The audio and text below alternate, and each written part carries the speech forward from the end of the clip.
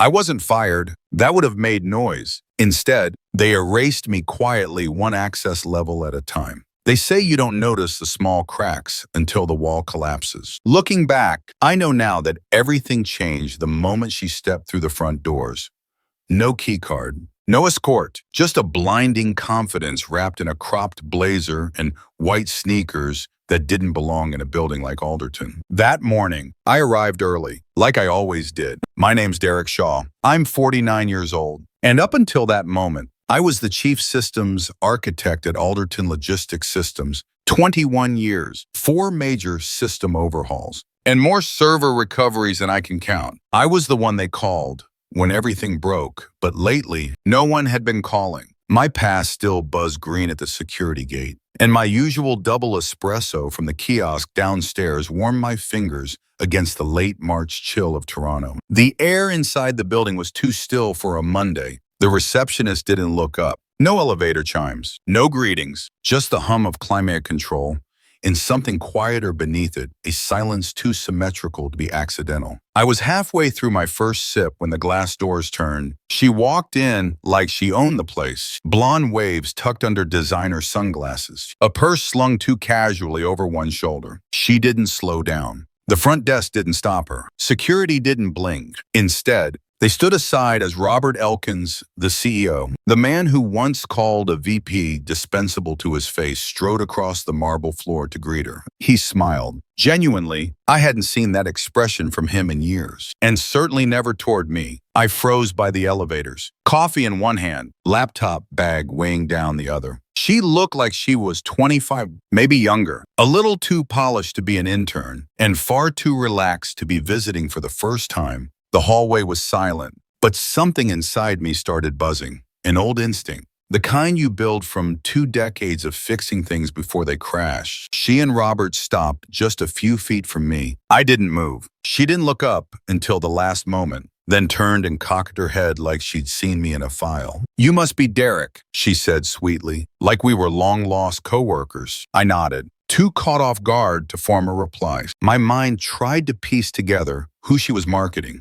PR, some new consultant. Then came the sentence that would replay in my mind for weeks afterward. "You're the one I'm replacing, right?" My mouth went dry, not from fear at least, not immediately. It was something quieter, sharper, like the static that builds before a server blows. I forced a chuckle. "I don't think we've met," I said, trying to keep my voice neutral. "And I haven't heard anything about any transitions." She shrugged, like it was a game. "Oh, maybe I wasn't supposed to say anything yet. I'm just shadowing Uncle Rob for now." "Uncle Rob." She winked, then turned and stepped into the elevator alongside the CEO. The doors closed behind them with a soft hush that felt louder than anything I'd heard all morning. I stood there longer than I should have, coffee cooling in my hand, my badge suddenly heavier around my neck. Something had already shifted. And whatever it was, it had already begun. Just as I turned toward the elevator bank, the corner of my screen buzzed. A notification, one line, no subject,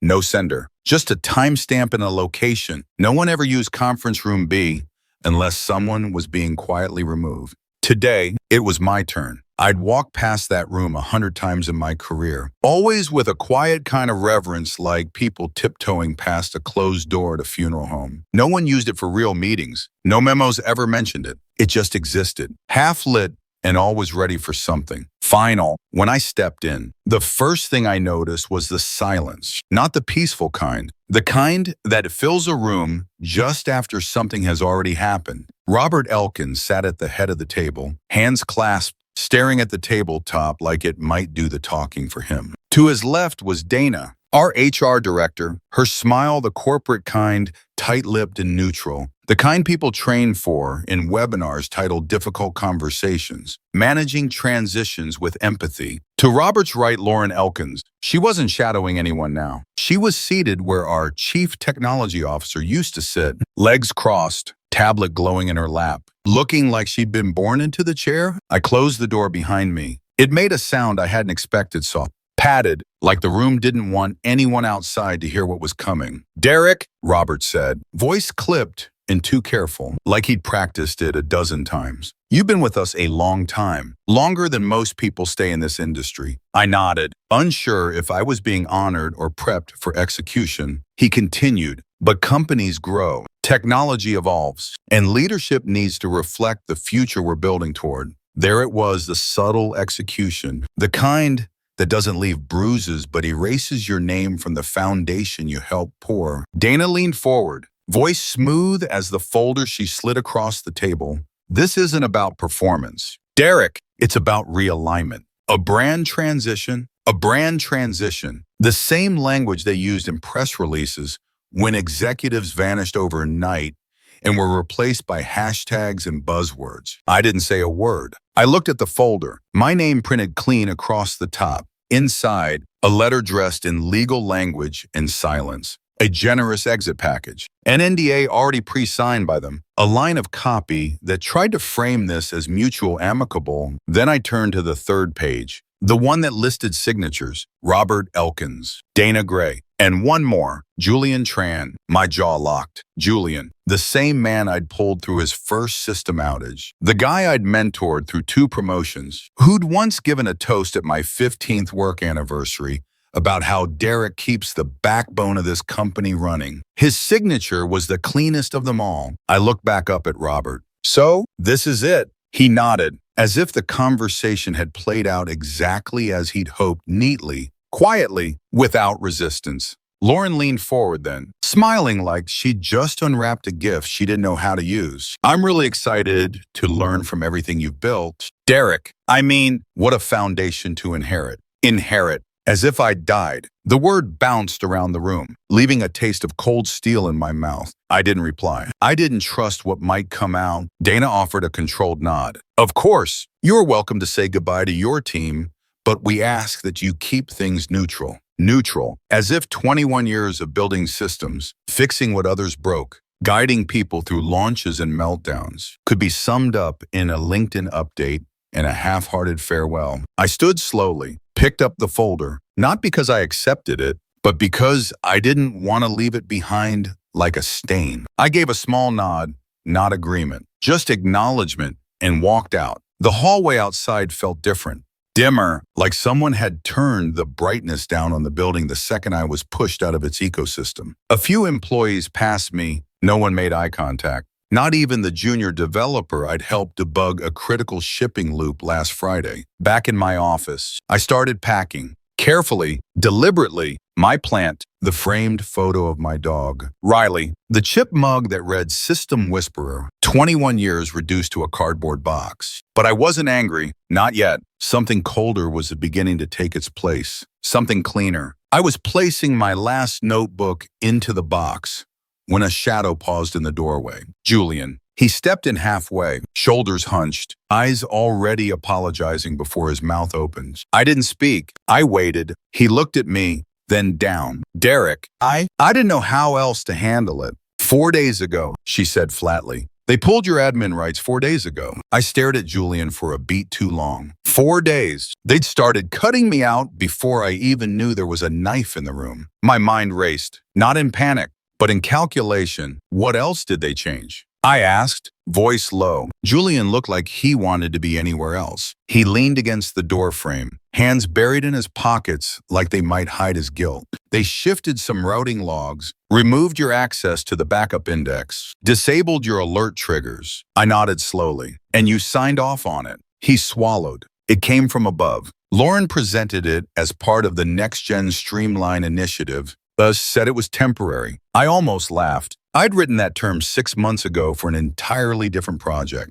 Now they were using it to dismantle me. I turned back to my desk. Beneath the monitor, tucked into the corner, was a small USB key, 1 terabyte, encrypted twice, with an isolated boot environment built to run offline. I picked it up slowly. I hadn't used it in years, not since the early GenZync trials, but it held something even Lauren didn't know existed, a ghost node. See, I never trusted the mainframe completely, not when so many hands had started dipping into it. So I'd created a parallel system during the 3rd overhaul, something to simulate every change in a shadow environment before going live. It mirrored everything in near real time, but never interacted with the core. Just watched, logged, learned. They hadn't pulled access to that. Yet, Julian, I said without looking at him, did you notice any code-based changes in the last 72 hours? He shook his head. No deployments, just UI tweaks, lies, or maybe just ignorance. I kept my tone calm. Can you get me the last 3 commits to the zinc pipeline? He hesitated. I don't know if you owe me that much, I said, turning to face him now. At least give me the dignity of seeing how you helped them dismantle my work. He flinched, then nodded. I'll email it. From my personal account, I watched him leave, back hunched like the guilt was pulling him down. As soon as the hallway was clear, I locked the door and opened my personal rig, the one not connected to Alderton's cloud. The ghost node lit up like it had been waiting for me. There it was. Every commit, every rollback, every hidden script that had been deployed without audit logs. Lauren had been smart. She'd bypassed the traditional deployment registry, masked her changes through an auxiliary test channel, but the node had caught it all. She wasn't just replacing me. She was cannibalizing my architecture, renaming core processes, rerouting protocol authority, and worst of all, stripping safety protocols I'd spent years embedding. It was worse than I thought. She didn't understand what she was dismantling, and that's when I knew she was going to break it. Not intentionally, not with malice, but with arrogance. I sat back in my chair, the soft hum of the ghost node filling the room like an old friend clearing its throat. My hands moved without thinking. I opened the Cascade lock framework I'd coded during a system stress test in 2010. It was meant to activate only if admin rights were revoked, while simultaneous structural changes occurred. It didn't destroy anything, it just paused, froze the system in its last stable state. A protective failsafe, the kind of thing only legacy architects cared to build. And I'd never told anyone it existed. I glanced down at the USB key, then at the cardboard box beside my desk. They thought I was done. Good. Let them believe that. Let them forget how quietly a system fights back when it's designed by someone who saw this coming. As I shut down the rig, a new email popped into my inbox. From Julian Tran. Subject, no subject. Attachment, Zinc Redire Final. PR. I downloaded it, extracted the script, and there it was confirmation. She wasn't ready. None of them were. I renamed the Ghost Node archive. She stood on stage like she owned the future. 3 clicks later, the system reminded her who built it. The last time I set foot in Alderton's auditorium, it was for a mandatory compliance briefing. Today, I watched it through a live stream window, the feed bouncing between phone cameras, and a shaky drone hovering just above the event tent on the rooftop. It was the official launch of GenZinc Core, the system I had architected, rewritten, and refined for over a decade. Except now, it had a new face. Lauren Elkins took the stage like she belonged to it, sleek, rehearsed, flanked by executives who only months ago couldn't pronounce half the acronyms I embedded into the back end. She talked fast and smiled wide, pulling in buzzwords like adaptive logistics, next-gen infrastructure, and autonomous predictive layers. She even quoted lines I had written in internal memos, lines no one had ever approved for public use. I sat alone in my condo, a mug of black coffee cooling at my side,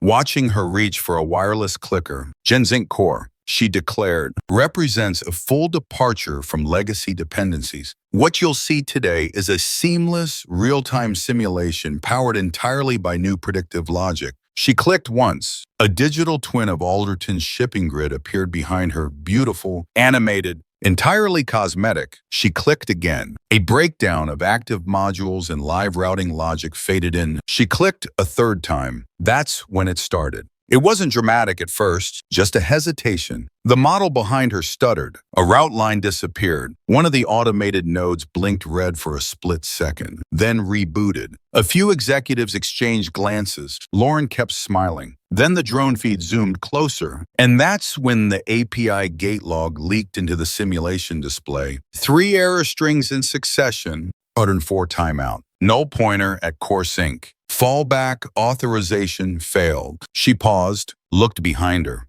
maybe thinking the system just needed a moment. But that's the thing about removing safeguards. When a system isn't told how to fail, it simply does. The Cascade lock had kicked in, not by sabotage, not by code injection, But by design mine, Ginsync Core wasn't meant to run without its safety scaffolds. I'd written it with what I called legacy conscience, a deep protocol layer that validated stability based on trigger frequency and admin continuity. When Lauren pulled the old root protocols and inserted her own logic without understanding the handshake layers, the system defaulted to protect mode, freeze everything, preserve the last stable state, broadcast internal logs to register debug screens. I didn't gloat. I didn't smile. I just watched. My work wasn't revenge. It was a reminder. You don't build a bridge by tearing out the steel beams and replacing them with cardboard because the cardboard looks better in the marketing deck. My phone buzzed. Priya Singh, a partner at Phoenix Tech. We'd worked together before. She'd been following Lauren's takeover with growing curiosity. Her message was short. You seeing this? I replied, live. Then I opened my laptop. My ghost node had lit up again, not just recording, reacting. The failsafe triggered a rollback simulation and launched an integrity alert. The best part, it sent a private notification to every senior executive's inbox, not from me, but from the system itself. Subject line, unauthorized modifications detected. Legacy stability compromised. I'd written that line 5 years ago. I never thought I'd see it used in production. I leaned back, hands behind my head, staring out at the skyline. For the first time in weeks, I felt something like gravity returning to its right place. The silence in my apartment wasn't empty anymore. It was earned. Then, the phone rang. Unknown caller. I answered. Derek, a voice said, low and hoarse. It's Robert. He called me by my first name for the first time in 21 years, but it was already too late. I didn't answer him at first. I let the silence hang long enough to remind him that calling me now wasn't a favor, it was a consequence. Derek, he asked again. His voice had lost its edge. All the polish from the stage, the boardroom, the press releases, it was gone. What remained was just a man with a crisis he couldn't code his way out of. I saw the presentation. I said, you launched something half-built and stripped down. What did you expect? There was a pause. Then, carefully, he replied, we need your help. It wasn't a question. It wasn't an apology either. Just a quiet collapse of ego. I should have hung up. I didn't. Instead, I asked, and Lauren, she's been asked to take a leave. Robert said quickly, as if speeding through the words would make them sting less. Internal review. Nothing formal, yet. Translation. She embarrassed the company and now they were scrambling to clean up after her without admitting to the mess. I'm not your patch. I said, you're the only one who understands how it was built. He replied, that much was true. But I wasn't interested in being their fix. Not anymore. Phoenix already made me an offer. I said, that got his attention. He cleared his throat. Phoenix. They saw the live stream. They also saw the architecture behind it. Silence again. I could hear his breath catch, the way it did when he was about to lose something he assumed he owned. Derek, he said, voice low now. We're willing to renegotiate. If you come back, I'm not coming back. I said, I meant it. I wasn't walking through that front door again as an employee. I'd already crossed that line the moment I packed my box, but I could do one better. There's a proposal on your desk. I told him, just sent it, check your email. Pause. Typing sounds, then a long, quiet exhale. You want to license the system to us under Phoenix's banner. I clarified. You can call it partnership, co-architecture, whatever PR needs, but it runs through my terms, my infrastructure, and my protocols. His voice was a whisper now. And the rights? I hold the rights, per the Ghost Node records. Time-stamped, logged, digitally signed. He didn't argue, because he couldn't. The system had spoken louder than either of us. The call ended not with a goodbye, but with a sigh. A few hours later, I was in a different building. Phoenix's headquarters was sleeker, smaller, but buzzing with energy. Priya met me in the lobby with a handshake and an unspoken question in her eyes. You really gonna go through with it? She asked. I nodded. I'm not trying to take them down. Just take back what's mine. She smiled. There's room upstairs. Full build team. Your call on how we run this. I was halfway up the elevator when my phone buzzed again. Julian, I hesitated, then picked up. I'm sorry. He said, no preamble. I know. I replied, you don't have to forgive me. I want to help fix it. And for once, I believed him. Maybe guilt was a better teacher than ambition. We're rebuilding it from scratch. I said, clean slate. But this time, no shortcuts, a pause. Then, I am in. Later that night, I sat alone at my new desk. The window overlooked a different skyline, one that didn't carry the weight of 21 years. I opened my backpack and pulled out one last thing I hadn't unpacked until now. A pen, old, metallic, engraved with the Alderton logo, a 10-year anniversary gift. Back then, it had meant something. Not anymore. I clicked it once, then set it on the table beside a fresh Phoenix notebook. Old loyalties didn't matter. What I built next the system wasn't mine anymore. But what came after would be, a few months passed, Toronto's skyline began to change color, fading from gray winter into the soft gold of spring. I watched it happen from the window of a new office. Different floor, different company, different future. The old life felt like another person's story now, one I could finally close without bitterness. The new system we built wasn't a reboot, it was a rethink. Phoenix gave me a clean slate, and this time, I wasn't interested in preserving anything from Alderton's infrastructure. No legacy tags, no carried over logic. We started with principles, transparency, resilience, and modular growth, things no one had time for when they were chasing quarterly targets. I didn't rush, neither did the team. I worked with Priya, Julian, and a small unit of engineers who weren't afraid to say, I don't know which. Ironically, made them better architects than half the senior staff I used to mentor. On paper, I was the chief technology strategist. In practice, I was a builder again. Phoenix called our platform North Glass. It wasn't flashy. It didn't promise to change the world. But in every line of code, it asked one quiet question. What happens when trust is earned, not assumed? Then one morning, 3 months after launch, I got a notification. Alderton had filed for full restructuring. It wasn't public yet, but the signs were there: partner withdrawals, board reshuffles, an internal memo that leaked faster than they could control. Their Gen Zinc initiative had bled too much credibility. After Lauren's public silence and Robert's abrupt retirement, the company's core systems had never fully stabilized. The irony, I didn't feel vindicated. I felt nothing. They hadn't lost because I sabotaged them. They'd lost because they cut corners and erased context. They'd replaced understanding with urgency, and the system had responded accordingly. That night, I took a walk through downtown just to see the city the way I hadn't in years without a badge, a deadline, or a meeting in my head. Eventually, my steps took me past Alderton's tower. The lights on the top floor were still on. Maybe someone was trying to salvage what remained. Or maybe someone, like me once, believed they could still fix it. I crossed the street and stood across from the building. No bitterness, no speech, just silence. Then, in the glow of the streetlight,